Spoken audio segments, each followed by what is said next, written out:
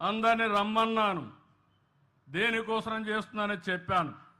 ఇప్పుడు ఏ ఊరు వచ్చినా ఏ సచివాలయం వచ్చినా ఆ సచివాలయంలో అన్నీ కూడా ఎక్కడున్నాం, ఏమి చేస్తారు, ఈ ఊర్లోకి వచ్చినప్పుడు 40 కుటుంబాలు వచ్చినప్పుడు ఇంకొక పక్కన చూస్తే ప్రతి ఒక్క కుటుంబానికి కనీస అవసరాలు అన్నీ ఇస్తాం.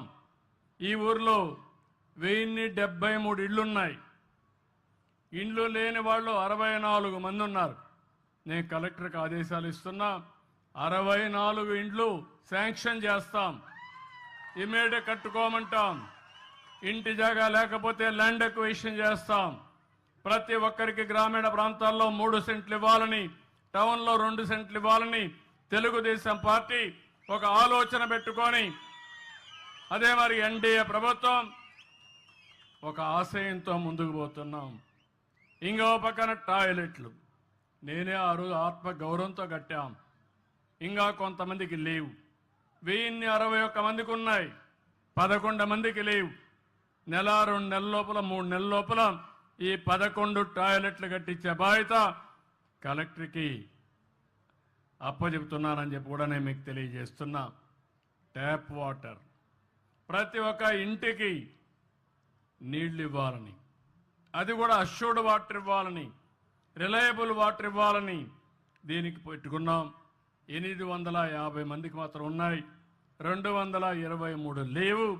దీనికి కూడా టైం బౌండ్ ప్రోగ్రాం పెట్టుకుని ఇమ్మీడియట్గా డబ్బులు కావాలంటే ఇమ్మీడియట్గా ఇస్తా.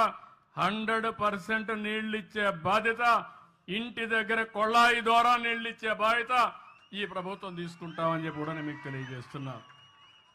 ఇంటింటికి కరెంటు 1073 మందికి కరెంట్ ఇచ్చాం.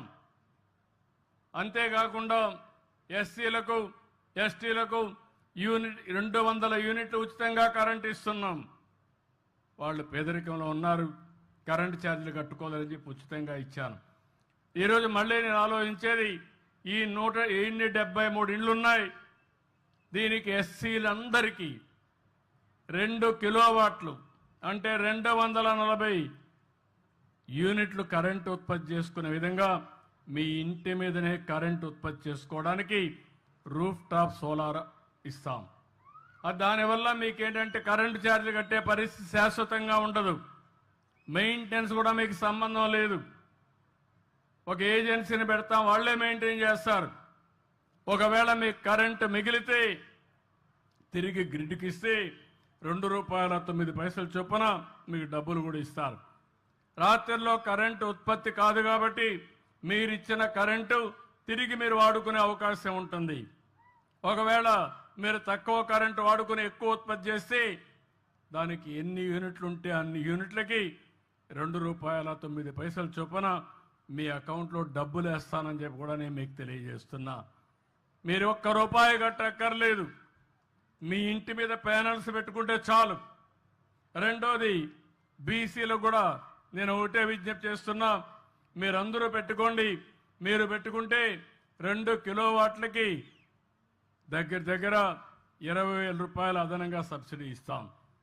ఒకవేళ మీరు 3 కిలోవాట్లు పెట్టుకుంటే 360 యూనిట్లు తయారు చేసుకుంటే దగ్గర అదనంగా 78 + 20 ₹98,000 మీకు సబ్సిడీ ఇస్తాం. మిగిలింది మీరు పెట్టుకుంటే కరెంటు ఛార్జీలు కట్టే పని లేదు. ఒకవేళ మీరు మిగులు కరెంటు వస్తే గ్రిడ్కి ఇవ్వండి, తర్వాత మీకు తిరిగి కరెంటు కావాలంటే ఇస్తాం. అవసరమైతే కొనుక్కొని డబ్బులు కూడా ఇస్తామని చెప్పి నేను మీకు తెలియజేస్తున్నా. ఇది కాకుండా గ్యాస్ అయితే అందరికీ ఇచ్చాం, 1073 మందికి ఉంది. ఇది శుభవార్త. ఇంకో పక్క ఇంటింటికి ఇంటర్నెట్ కూడా ఇవ్వాలని, మీరు ఇంటర్నెట్ ఇస్తే ఇంటి దగ్గర కూర్చొని పని చేయాలంటే పని చేయడం, కానీ మీకు ఏ మెసేజ్ ఇవ్వాలన్నా ఈజీగా ఇచ్చేట్టుగా ఇంటర్నెట్ కనెక్షన్ కూడా పెట్టాం. 164 మందికి ఉంది, 909 మందికి లేదు.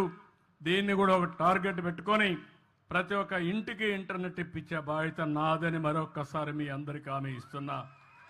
అంటే ప్రతి ఒక్క ఇంటికి ఇంటి జాగా, ఇల్లు, మరుగుదొడ్డి, కొళాయితో నీళ్లు, కరెంటు, ఇంటిపైనే కరెంటు ఉత్పత్తి చేసుకున్న రూఫ్ టాప్ని, గ్యాసు, అదే మాదిరిగా ఇంటర్నెట్ ఇచ్చే బాధ్యత తీసుకుంటాం. అగ్రవర్ణాలకు కూడా హామీ ఇస్తున్నా. 3 కిలోవాట్లకు 78,000 ఇస్తాం. మీరు పెట్టుకోండి. కరెంటు ఛార్జీలు కట్టే పరిస్థితి లేదు. మీరు ముందుకు వచ్చి మీ పొలంలోనే ఒక పంప్ సెట్ ఉంటే దానికి సోలార్ పెట్టుకుంటే ఉచితంగా పెట్టిస్తాం. అక్కడ ఉత్పత్తి చేసిన కరెంటు మీరు వాడుకొని మీ ఇంటికి కూడా వాడుకోండి. మీ ట్రాక్టర్కి కూడా ఛార్జ్ చేసుకోండి. మోటార్ బైక్ కూడా ఛార్జ్ చేసుకోవచ్చు. కారుకు కూడా ఛార్జ్ చేసుకోవచ్చు. అంటే రాబోయే రోజుల్లో ఎక్కడికి పోవాలన్నా ఖర్చు లేకుండా దర్జాగా పోయే విధంగా మిమ్మల్ని తయారు చేయాలనేది నా ఆలోచన అని చెప్పి కూడా నేను మీకు తెలియజేస్తున్నా. ఇవి చేయడం, ఆలోచనలు తేవడం నా బాధ్యత. దాన్ని అందిపుచ్చుకోవడం మీ బాధ్యత. ఈ ఏడే కాకుండా గ్రామానికి సిమెంట్ రోడ్లు 19 కిలోమీటర్లు ఉంది. 4 కిలోమీటర్లు కావాలి.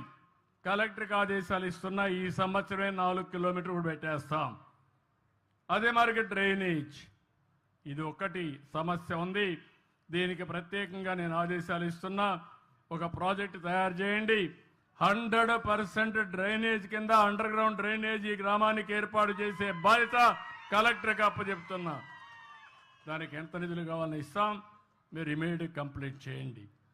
అదే సమయంలో స్ట్రీట్ లైట్స్ ఉన్నాయి, 356 ఉన్నాయి. ఇంకో పక్క సాలిడ్ వేస్ట్ మేనేజ్మెంట్ కింద మొత్తం వేస్ట్ కాంపోస్ట్ ప్లాంట్ అప్పుడే పెట్టా. ఇంటింటికాడ చెత్త కలెక్ట్ చేస్తున్నారు. దీనికి ఒక కాంపౌండ్ వాళ్ళన్నారు, అది కూడా శాంక్షన్ చేస్తాం, కట్టియాల్సిందిగా నేను కోరుతున్నా. అదే మరిగా లిక్విడ్ వేస్ట్, మురుగునీరు, దీన్ని కూడా మనం ట్రీట్ చేయాలి. 10 సోక్ పిట్స్ వచ్చాయి. ఇంకో 15 కావాలన్నారు, అవి కూడా శాంక్షన్ చేస్తాం. అవి కూడా కంప్లీట్ చేయించేయండి. అప్పుడు మీరు చూస్తే ఒక పరిశుభ్రమైన గ్రామం. ఇంటికి ఎన్ని అవసరాలు ఇచ్చాం. ఇంకా మీకుండేది ఆదాయాన్ని పెంచుకోవాలి, జీవన ప్రమాణాలు పెంచుకోవాలి. దానికోసం ఇప్పుడు మార్గదర్శులు తెచ్చాను. బంగారు కుటుంబాలను ఐడెంటిఫై చేశాం. గ్రామాన్ని అభివృద్ధి చేస్తాం.